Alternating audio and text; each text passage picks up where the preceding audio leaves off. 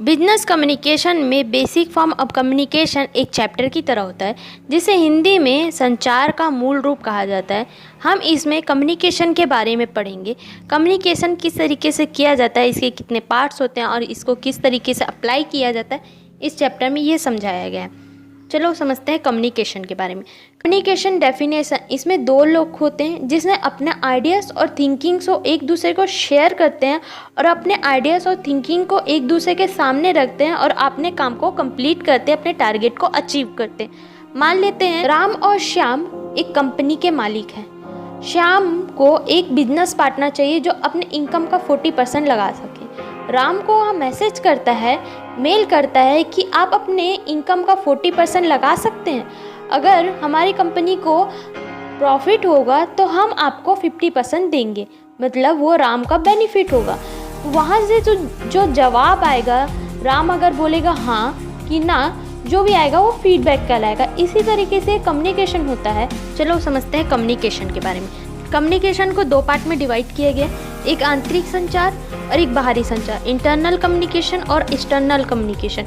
Internal communication को हम detail में समझते हैं। इंटरनल कम्युनिकेशन में आंतरिक क्रिया इंटरनल वर्क को टारगेट किया जाता है, जिसमें यह कार्य कारखाना कंपनी के अंदर के कार्य को लिया जाता है, जिसमें से कंपनी के आइडिया से लेकर कंपनी की पैकेजिंग तक की प्रोसेस को लिया जाता है, जिसमें मेन रोल होता है director, general manager, product manager and worker.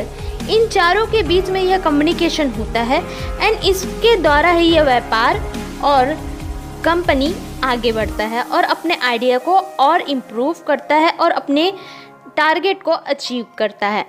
मान लेते हैं कि श्याम एक कंपनी का मालिक है जो डायरेक्टर है।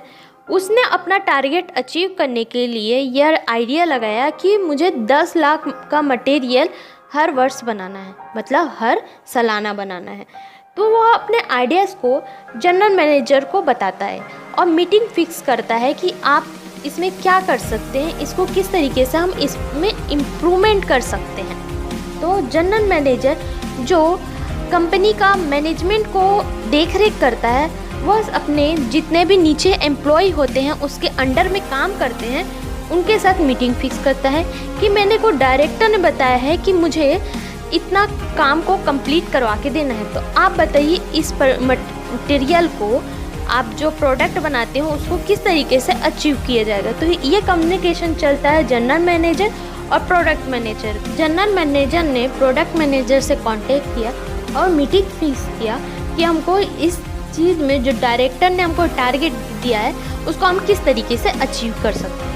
तो प्रोडक्ट मैनेजर ने बताया कि अगर हमको सालाना 10 लाख का कॉन्ट्रैक्ट कंप्लीट करना है तो हमको लेबर के साथ वर्क करके 3 घंटा रोज़ लगातार काम करना पड़ेगा, जिससे हम अपने टारगेट को अचीव हैं और वर्कर भी अपने काम को अचीव करने के लिए उसमें लग जाते हैं। इसी तरीके से ये कम्युनिकेशन चलता है जिसे आंतरिक संचालन कहा जाता है, जिसमें मेन वर्क ये रहता है कि प्रॉफिट लॉस देखना, रोज़ कितना काम हो रहा है वो देखना, वर्क मैनेजमेंट किस तरीके से हो रहा है, प्रोडक्ट मैनेजमेंट किस तरीके से हो रहा है, वर्क सही हो रहा है कि नहीं, प्रोडक्ट कंपनी में जो इम्प्रूव करना है कि नहीं, पैकेजिंग, न्यू आइडियाज़, इस तरीके के पूरे जो काम होते हैं वो आंतरिक संचालन इंटरनल कम्युनिकेशन में आते हैं, जो कंपनी के अंदर होते हैं। बाह्य संचार, इंटरनल कम्युनिकेशन में बाहरी रूप से व्यापार होता है, जो पैकेजिंग के बाद की प्रोसेस को ध्यान में रखते हुए ये काम होता है, जिसमें मेन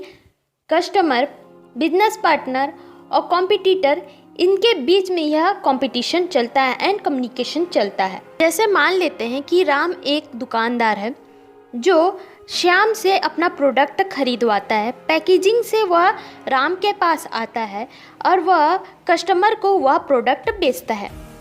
इसी प्रकार से वह बिजनेस पार्टनर कौन होगा? श्याम होगा। और कॉम्पिटिटर कौन होंगे? जो आसपास उसी तरीके के बिजनेस करते हैं जैसे राम करता है, उसी तरीके के जो बिजनेस करते हैं उसको कॉम्पिटिटर्स। कॉम्पिटिटर्स के साथ कंपटीशन होता है, कम्युनिकेशन बहुत कम होता है, बहुत ही कम तरीके से होता है। उनको ऑब्जर्व किया जाता है कि वह जो मटेरियल बेच रहे हैं वह 100 रुपये में बेच रहे हैं, तो वह भी अपना मटेरियल 100 रुपये या उससे कम में बेचेंगे तो कस्टमर उनके तरफ ज़्यादा आएंगे क्योंकि उनको प्रॉफिट हो रहा है और इनका जो मटेरियल है वो ज़्यादा जाएगा।